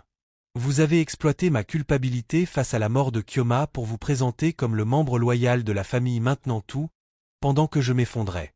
Le masque de Victor se fissura enfin. C'est toi qui l'as tué, Daniel, cria-t-il, frappant la table. Tu l'as poussée à continuer de travailler alors qu'elle était enceinte. Tu as ignoré les signes d'alerte. Tu t'es soucié plus de ta précieuse recherche que de ta propre femme. La pièce se tut. La voix de Daniel, quand il parla enfin, était à peine un murmure. J'aimais Kyoma plus que tout au monde, et je porterai la culpabilité de ne pas avoir vu ces symptômes plus tôt pour le reste de ma vie. Mais cela ne te donne pas le droit de détruire ce que nous avons construit ensemble. Victor se leva brusquement, sa chaise raclant le sol. J'en ai fini ici. Asseyez-vous, monsieur Okafor, commanda madame Admi. Nous n'avons pas fini. Je ne vous dois rien, cracha Victor. Non, dit madame Admi, mais vous répondrez à l'EFCC, à la Haute Cour fédérale et éventuellement, à un tribunal pénal. La sécurité vous attend à l'extérieur pour vous escorter hors des locaux. Votre accès à l'entreprise a été révoqué. Vous êtes suspendu en attendant des accusations formelles. La porte s'ouvrit. 2 agents de sécurité entrèrent. Victor jeta un dernier regard à Daniel, les yeux remplis de haine. Puis il sortit sans un mot de plus. La pièce resta silencieuse un long moment après son départ. La voix de madame Admi s'adoucit légèrement. Docteur Okonko, travail exceptionnel. Votre documentation était complète, précise et inestimable. L'EFCC aura probablement besoin de votre témoignage lors du procès. Grace hocha la tête. Je coopérerai pleinement. Monsieur Okafor, dit madame Admi à Daniel, je vous enverrai mon rapport final d'ici la fin de la semaine. En attendant, je recommande un audit complet de tous les comptes exécutifs et une restructuration des protocoles de supervision de votre département financier. Déjà en cours, dit Daniel. L'écran de madame Admi s'éteignit. Daniel se tourna vers Grace. Merci, dit-il doucement. Grace secoua la tête. Vous m'avez donné une chance quand personne d'autre ne l'aurait fait. C'est le minimum que je pouvais faire. Daniel se leva, alla à la fenêtre et contempla la ville. J'aurais dû voir ça plus tôt. Tu étais en deuil, dit Grace doucement, et il a exploité ça. Ce n'est pas ta faute. Daniel se tourna vers elle, quelque chose de brut et de vulnérable dans son regard. Je ne sais pas ce qui va se passer ensuite pour l'entreprise, pour moi. Mais je sais que je te fais confiance, Grace, et je ne dis pas ça facilement. Le cœur de Grace se serra. Je te fais confiance aussi, murmura-t-elle doucement. Plus que je ne l'aurais jamais imaginé. Ils restèrent là un moment, le poids de tout ce qu'ils avaient traversé s'installant entre eux comme un pont enfin achevé. J'aimerais te voir, toi et Arya, ce soir, dit Daniel. Si tu es partante, rien de formel, juste dîner entre amis. Grace sourit. Je pense que nous sommes prêtes pour ça. Mais la vie avait d'autres plans. 3 jours après la suspension de Victor, Grace se réveilla avec Arya qui pleurait d'une manière qu'elle n'avait jamais entendue. Pas les pleurs habituels d'un bébé fatigué. Pas le cri aigu de faim ou le pleur d'une couche mouillée. Non, c'était différent. Faible, tendu, presque désespéré. Grace se redressa d'un bond, le cœur déjà battant la chamade. Elle tendit la main dans le lit et souleva Arya avec précaution. La peau de sa fille était brûlante. « Oh mon Dieu !» murmura Grace. Elle prit la température d'Arya avec le thermomètre numérique de la trousse médicale. 39,8 degrés Celsius. Dangereusement élevé pour une fillette d'1 an. Les mains de Grace tremblaient alors qu'elle essayait de calmer Arya, mais la respiration de sa fille était superficielle, sa petite poitrine se soulevant et s'abaissant trop rapidement. Elle attrapa son téléphone et appela Daniel. Il décrocha dès la première sonnerie. « Grace, c'est Arya, dit-elle, la voix brisée. Elle a de la fièvre. Je ne sais pas ce qu'elle a. Il faut l'emmener à l'hôpital. J'envoie une voiture tout de suite, elle sera là dans 5 minutes. Quel hôpital ? University of Port Harcourt Teaching Hospital, dit Grace, rassemblant déjà les affaires d'Aria d'une main tremblante. J'arrive, dit Daniel. Tiens bon, Grace. Elle ira bien. Mais Grace n'était pas sûre d'y croire. La salle d'urgence de l'UPTH était bondée et chaotique. Grace se tenait au bureau d'accueil, Aria molle dans ses bras, suppliant l'infirmière de voir sa fille immédiatement. S'il vous plaît, elle a une fièvre très élevée. Elle n'a que 14 mois. Elle a besoin d'un médecin maintenant. Maman, nous sommes en sous-effectif ce soir, dit l'infirmière, fatiguée. Vous devez attendre votre tour. Elle n'a peut-être pas le temps d'attendre. Une voix ferme coupa le bruit derrière elle. Elle est avec moi.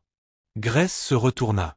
Daniel entra dans la salle d'urgence, vêtu d'un jean et d'un t-shirt, comme s'il avait attrapé les premiers vêtements qu'il avait trouvés. Les yeux de l'infirmière s'écarquillèrent de reconnaissance. Monsieur Okafor, faites venir le docteur Amécha, maintenant. Dites-lui que c'est urgent et emmenez cet enfant dans une salle d'examen immédiatement. L'infirmière attrapa un téléphone et fit l'appel. En moins de 2 minutes, Aria était dans une salle d'examen privée avec un pédiatre qui vérifiait ses constantes vitales. Grace resta aux côtés de sa fille, tenant la rambarde du lit d'hôpital, les larmes coulant silencieusement sur son visage. Daniel se tenait derrière elle, une main posée doucement sur son épaule. Le médecin, le docteur Amécha, un homme d'âge moyen calme et précis, examina Aria minutieusement. Analyse sanguine, radiographie thoracique, perfusion pour faire baisser la fièvre. 1 heure plus tard, il revint avec les résultats. C'est une infection respiratoire sévère, expliqua le docteur Amécha. Probablement une pneumonie bactérienne. Nous avons commencé des antibiotiques intraveineux, mais son taux d'oxygène est plus bas que souhaité. Nous devons l'admettre en soins intensifs pédiatriques pour surveillance. Les jambes de Grace faillirent la lâcher. Daniel serra doucement son épaule pour la maintenir. Peut-on la traiter ici? Demanda Daniel. Le docteur Amécha hésita. Nous le pouvons, mais compte tenu de son âge et de la gravité. Si vous avez accès à de meilleures installations, je recommanderais de la transférer dans un hôpital privé avec un service de soins intensifs pédiatriques plus avancé. Daniel ne tarda pas. Organisez le transfert là où se trouve la meilleure unité de soins intensifs pédiatriques du Nigeria. Peu importe le coût. Le docteur Amécha hocha la tête. Je vais passer les appels. Il y a un établissement au Laro Readington Hospital. Ils ont l'une des meilleures unités de soins intensifs pédiatriques du pays. À l'aube, Aria était à bord d'un vol médical privé pour Laro, accompagnée de Daniel, Grace et d'une équipe médicale complète. Grace n'avait jamais pris d'avion privé, mais elle ne remarqua à peine le luxe. Tout ce qu'elle voyait, c'était le petit corps de sa fille relié au moniteur et au tube d'oxygène, la poitrine se soulevant difficilement. Daniel était assis en face d'elle, silencieux mais présent. À l'atterrissage à Lagos, une ambulance les attendait sur le tarmac. Ils emmenèrent Aria directement à l'unité de soins intensifs pédiatriques de Readington Hospital. Les 48 heures suivantes se brouillèrent. Grace ne quitta pas le chevet d'Aria. Elle dormait sur une chaise à côté du lit de réanimation, se réveillant à chaque bip d'un moniteur, tenant la petite main de sa fille à travers la barrière plastique de l'incubateur. Daniel resta également, apportant la nourriture qu'elle touchait à peine, le café qu'elle buvait machinalement, des vêtements propres qu'il avait dû acheter pendant son sommeil. Il ne lui demandait jamais si elle avait besoin de quelque chose. Il s'assurait simplement, silencieusement, qu'elle l'avait. La 2e nuit, le docteur Obi, le pédiatre en chef, arriva avec des nouvelles prudemment optimistes. Ses niveaux d'oxygène s'améliorent. Les antibiotiques fonctionnent. Elle n'est pas encore hors de danger, mais elle se bat. C'est une petite fille forte. Grace éclata en sanglots. Daniel la prit dans ses bras sans un mot, et elle pleura contre sa poitrine pour la première fois depuis le début de ce cauchemar. Le 3e jour, Aria ouvrit les yeux, pas complètement réveillée, mais consciente. Elle regarda Grace et fit un petit bruit. Pas un vrai cri, mais un signe de reconnaissance. Grace rit et pleura en même temps, pressant des baisers sur le front d'Aria. « Tu vas bien, bébé? Maman est là. Tout ira bien. » Daniel resta près de la porte, observant silencieusement. Quand Grace leva les yeux vers lui, elle vit quelque chose dans son regard qu'elle n'avait jamais vu avant. Pas de pitié, pas d'obligation, quelque chose de plus profond, qui ressemblait beaucoup à de l'amour. Une semaine plus tard, ils furent enfin autorisés à rentrer à Port Harcourt. Arya était encore faible mais récupérait régulièrement. Grace s'assit à l'arrière de la voiture sur le chemin du retour vers la maison sécurisée. Arya dormait sur ses genoux, respirant enfin facilement. Daniel était assis à côté d'elle, regardant par la fenêtre. « Merci, dit Grace doucement. « Pourquoi ? Pour tout. Les médecins, le vol, rester avec nous. Je n'aurais pas pu y arriver sans toi. » Daniel se tourna vers elle. « Tu n'aurais jamais dû le faire seul dès le départ. » Grace sentit à nouveau les larmes lui monter aux yeux. « Je ne sais pas comment te remercier pour ça. »« Tu n'as pas à me remercier, Grace, dit Daniel doucement. Toi et Arya. Vous n'êtes pas une œuvre de charité pour moi. Vous ne l'avez jamais été. Alors, qu'est-ce que nous sommes ? Murmura Grace. Daniel soutint son regard, et pour la première fois, ne cacha pas ce qui brillait dans ses yeux. Ta famille. Le souffle de Grace se coupa. Daniel tendit la main et prit doucement la sienne. Je sais que c'est compliqué. Je sais que je suis ton patron. Je sais qu'il y a un déséquilibre de pouvoir et je ne voudrais jamais que tu te sentes obligé ou sous pression. Grace l'interrompit doucement. Il s'arrêta. Elle serra sa main. Je ne me sens pas sous pression. Je me sens en sécurité. Pour la première fois depuis des années, je me sens en sécurité. Et je pense que je ressens quelque chose de plus que ça aussi. Les yeux de Daniel s'adoucirent. Grace, nous n'avons pas besoin de tout résoudre maintenant. Je voulais juste que tu le saches. Quoi que ce soit, je ne fuirai pas. Daniel sourit, un vrai sourire chaleureux qui atteignit ses yeux pour la première fois depuis qu'elle l'avait rencontré. Moi non plus. 3 mois passèrent. Victor Ocafé fut officiellement inculpé pour détournement, fraude et complot. Le procès fut fixé pour l'année suivante. Biomed Solutions restructura tout son département financier sous la supervision de la docteure Grace Okonkwo, promue directrice de l'audit interne et de la conformité. Arya se remit complètement de sa pneumonie et devint chaque jour plus forte. Ses rires remplissaient la nurserie du siège de Biomed comme une musique, tout comme Grace et Daniel. Ils prirent leur temps. Dîner après le travail, voyage le week-end à Calabar avec Arya, moment calme dans son bureau après que tout le monde soit parti. Il ne se pressait pas. Il n'en avait pas besoin. Il construisait quelque chose de réel, quelque chose qu'on ne pouvait pas précipiter ou forcer, quelque chose qui valait la peine d'être protégé. Mais 6 mois après l'arrestation de Victor, tout changea à nouveau. Grace se réveilla un matin avec des nausées. Elle les attribua d'abord au stress. Puis cela se reproduisit le lendemain et le jour suivant. Le 4e matin, elle fit un test de grossesse. 2 lignes, positif. Grace s'assit par terre dans la salle de bain, regardant le test, incrédule. Elle n'avait été avec personne d'autre que Chic, son ex, le père d'Arya, l'homme qui l'avait ghosté dès qu'elle lui avait annoncé sa première grossesse. Ils s'étaient croisés 2 mois auparavant à un mariage.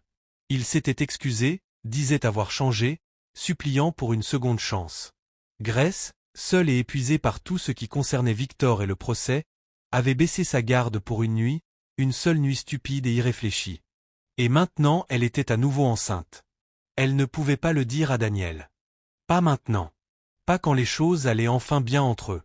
Il penserait qu'elle lui avait menti, qu'elle l'avait utilisé, qu'elle était encore impliquée avec quelqu'un d'autre.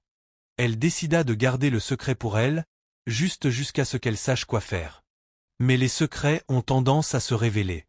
2 semaines plus tard, Chic apparut à son appartement. « J'ai entendu dire que tu travailles pour un milliardaire maintenant » dit-il en s'appuyant contre l'encadrement de la porte avec ce même sourire arrogant qu'elle avait autrefois trouvé charmant. « Que veux-tu, Chic » demanda Grace, fatiguée. « Je veux faire partie de la vie d'Arya.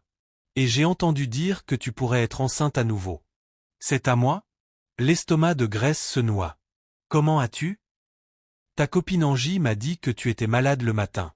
Grace maudit silencieusement la grande bouche de son ancienne collègue. Même si c'est le cas, dit Grace prudemment, ça ne te regarde pas. Si c'est mon enfant, ça me regarde, répliqua Chic. Et honnêtement, Grace, maintenant que tu travailles pour un homme riche et que tu vis dans un endroit plus agréable, je pense qu'Arya devrait venir vivre avec moi. J'ai une maison stable maintenant, un travail. Je peux subvenir à ses besoins. Le sang de Grace se glaça. Tu ne peux pas être sérieux. Je suis sérieux. Je vais demander la garde. Mon avocat dit que j'ai de bonnes chances puisque tu es mère célibataire et que tu travailles de longues heures. Aria mérite un foyer stable avec ses 2 parents. Tu l'as abandonné, dit Grace, la voix montant. Tu as bloqué mon numéro et disparu. J'ai fait des erreurs, admit Chic. Mais j'ai changé, et je ne vais plus te laisser m'empêcher de voir ma fille.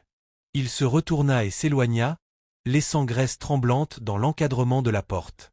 Cette nuit-là, Grace confia enfin tout à Daniel. Ils étaient assis dans son bureau après les heures de travail, les lumières de la ville scintillant en dessous. « Je suis enceinte, dit-elle doucement. Et ce n'est pas ton enfant. » Daniel resta silencieux un long moment. « Alors de qui ? » De Chic. Le père d'Aria. C'était une erreur. Une nuit, il y a 2 mois, avant que les choses sérieuses ne commencent entre nous. Je ne pensais pas clairement. Et maintenant, il menace de prendre Aria.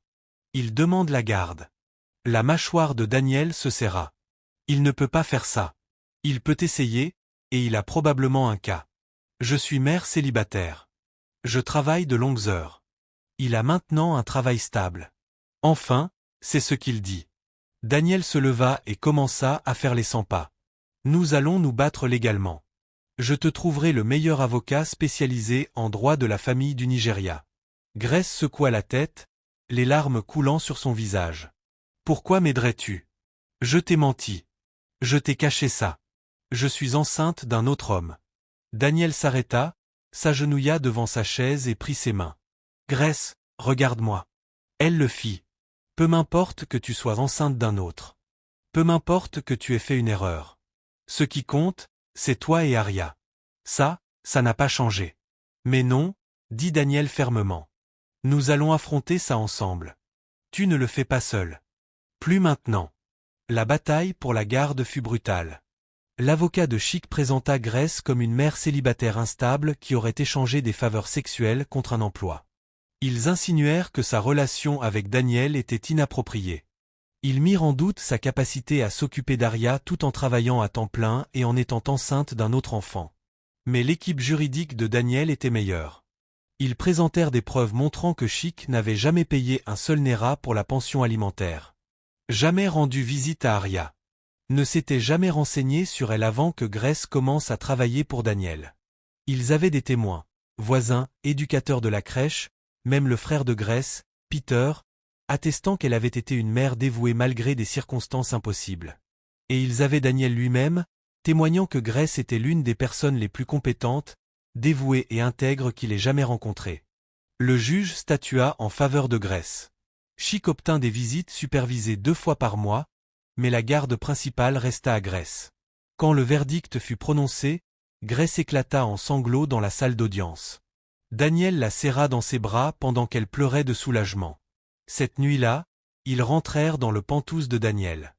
Grace n'y était jamais allée auparavant. C'était beau, moderne, minimaliste, avec des fenêtres du sol au plafond offrant une vue sur toute la ville. Mais c'était aussi vide, solitaire, un endroit où l'on vivait mais que l'on n'habitait pas vraiment. Merci, dit Grace en regardant par la fenêtre les lumières de Port Harcourt scintiller en dessous. Pour tout. Pour avoir cru en moi, pour avoir combattu pour moi et Aria. Je ne sais pas comment je pourrai jamais.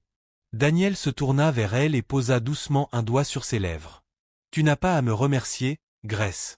Toi et Aria êtes les plus belles choses qui me soient arrivées depuis des années. Vous avez ramené la lumière dans ma vie quand je pensais l'avoir perdue pour toujours. Il hésita, puis continua.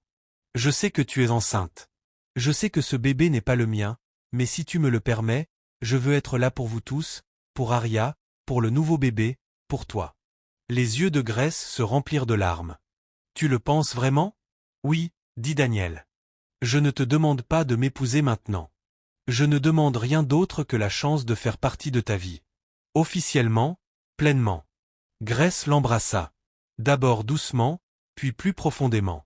Lorsqu'ils se séparèrent enfin, elle souriait à travers ses larmes. J'aimerais ça, murmura-t-elle. 8 mois plus tard, Grace donna naissance à un garçon en bonne santé. Elle l'appela Daniel Junior. Mais on l'appelait Digi. Daniel était là à chaque instant. Les tétés de minuit, les changes, les nuits sans sommeil. Il aimait Digi comme s'il était le sien, et Aria comme sa propre fille. Un an après la naissance de Digi, Daniel fit une annonce. Il démissionnait de son poste de PDG de Biomed Solutions. L'entreprise serait dirigée par un conseil soigneusement sélectionné tandis qu'il se consacrerait à quelque chose de nouveau, quelque chose d'important. Lors d'un gala caritatif à Lagos, Daniel se tenait sur scène devant des centaines des personnes les plus riches et influentes du Nigeria. Il y a 3 ans, j'ai perdu ma femme Kioma et notre enfant à naître, commença-t-il. C'était le moment le plus sombre de ma vie, et pendant longtemps, je n'ai pas cru pouvoir m'en remettre. Il marqua une pause. Puis j'ai rencontré quelqu'un qui m'a rappelé ce qui compte vraiment. Pas l'argent, pas le pouvoir, mais les gens, la compassion, les secondes chances. Il fit un geste vers l'écran derrière lui où apparut un logo. The Kioma Foundation, une fondation pour soutenir les mères célibataires et sauver des vies. Cette fondation fournira un soutien financier, des soins de santé, des services de garde et des opportunités professionnelles aux mères célibataires à travers le Nigeria, poursuivit Daniel. Des femmes qui luttent pour survivre. Des femmes qui ont besoin d'une chance. Des femmes comme la docteure Grace Okonkwo qui m'ont rappelé que parfois, les personnes les plus courageuses sont celles qui mènent des combats que personne d'autre ne peut voir. Le public applaudit. Daniel sourit. Et je suis fier d'annoncer que la docteure Okonkwo co-dirigera cette fondation avec moi. Grace se leva de son siège dans l'auditorium, les larmes coulant sur ses joues, alors que la foule se levait pour une ovation debout. Plus tard, cette nuit-là, dans un moment de calme après le gala, Daniel trouva Grace seule sur le balcon de l'hôtel, regardant la ligne d'horizon de Lagos. « Ça va » demanda-t-il, la serrant dans ses bras par derrière. Elle se pencha contre lui. « Je suis enceinte à nouveau » dit-elle doucement. Daniel s'arrêta, figé. « Quoi » Grace se tourna vers lui, souriant nerveusement. « Je l'ai appris ce matin. Je voulais te le dire ce soir, mais tu as fait cette grande annonce et je ne voulais pas te voler ton moment. » Daniel la regarda, les yeux grands ouverts. « C'est ton enfant » ? « Oui, Daniel. C'est le tien. Nous allons avoir un bébé. » Le visage de Daniel s'illumina du plus grand sourire que Grace ait jamais vu. Il la prit dans ses bras et la fit tournoyer, riant. « Nous allons avoir un bébé » répéta-t-il, la voix pleine d'émerveillement. Lorsqu'il la reposa, il l'embrassa profondément. « Épouse-moi » murmura-t-il contre ses lèvres. « Quoi ? Épouse-moi, Grace. Je ne veux plus attendre. Je t'aime. J'aime Aria. J'aime Digi. Et j'aime déjà ce bébé que nous allons avoir. Épouse-moi. Construis cette vie avec moi officiellement. » Les yeux de Grace se remplirent de larmes. « Oui, » murmura-t-elle. « Oui, Daniel. 1000 fois oui. » 6 mois plus tard, Grace Okafor, anciennement Okonkwo, se tenait devant le miroir dans une belle robe blanche, tenant son ventre qui s'arrondissait et souriant. Aujourd'hui, c'était son jour de mariage. Aria, maintenant âgée de 3 ans, courait partout dans la suite avec sa robe de demoiselle d'honneur, riant de joie. Digi, presque 2 ans, était habillée dans son petit costume par Blessing, qui était devenu comme une tente pour les enfants. Dehors, dans un jardin surplombant l'océan Atlantique à Calabar, 200 invités attendaient. Mais Grace n'était pas nerveuse. Elle était prête. Prête à épouser l'homme qu'il avait vu à son plus bas et n'avait jamais détourné le regard. Prête à fonder une famille avec lui. Prête à diriger une fondation qui aiderait des milliers de femmes comme elle autrefois. Lorsqu'elle marcha dans l'allée au bras de son frère Peter et vit Daniel l'attendre à l'hôtel, les yeux remplis de larmes, elle sut que c'était le moment. C'était la vie qui avait commencé par un mauvais numéro. Une erreur qui était devenue un miracle. 3 ans plus tard, Grace était assise à son bureau au siège de la Kioma Foundation à Port Harcourt, examinant les demandes de subventions de mères célibataires à travers le Nigeria. Son 3e enfant, une fille nommée Kioma d'après la défunte épouse de Daniel, faisait une sieste paisible dans la nurserie à côté. Aria avait maintenant 6 ans, brillante et déterminée, posant déjà des questions sur la science qui faisaient rire Grace. Digi avait 4 ans, doux et réfléchi, avec la force tranquille de Daniel. Et la petite Kioma n'avait que 8 mois, mais montrait déjà des signes de l'entêtement de son père. Daniel entra avec du café et un sourire. « Combien de candidatures aujourd'hui » demanda-t-il. « 237, répondit Grace. « Il va nous falloir un budget plus important. Alors nous récolterons plus de fonds, dit simplement Daniel. Grace sourit. Ensemble, ils avaient aidé plus de 5000 mères célibataires en 3 ans. formation professionnelle, garde d'enfants, soins médicaux, aide au logement. Tout cela financé par la richesse de Daniel, oui, mais guidé par la compréhension de Grace de ce dont ces femmes avaient vraiment besoin, parce qu'elle avait été à leur place. Elle savait ce que c'était d'être désespérée. Et maintenant, elle savait ce que c'était d'être sauvée. Pas par la charité, mais par quelqu'un qui croyait en elle. Ce soir-là, alors que Grace mettait Aria au lit, sa fille posa la question qu'elle avait posée des centaines de fois auparavant. « Maman, raconte-moi encore comment tu as rencontré papa. » Grace sourit. « Eh bien, ma chérie, tout a commencé avec un mauvais numéro. Merci d'être resté avec nous jusqu'à la fin de cette histoire inoubliable. Si le parcours de Grace et Daniel vous a touché, d'autres histoires encore plus grandes et profondes arrivent bientôt. Que feriez-vous si un inconnu vous envoyait des millions de Nera sans prévenir? L'accepteriez-vous ou refuseriez-vous? Donnez votre réponse dans les commentaires ci-dessous. Ne ratez pas la suite.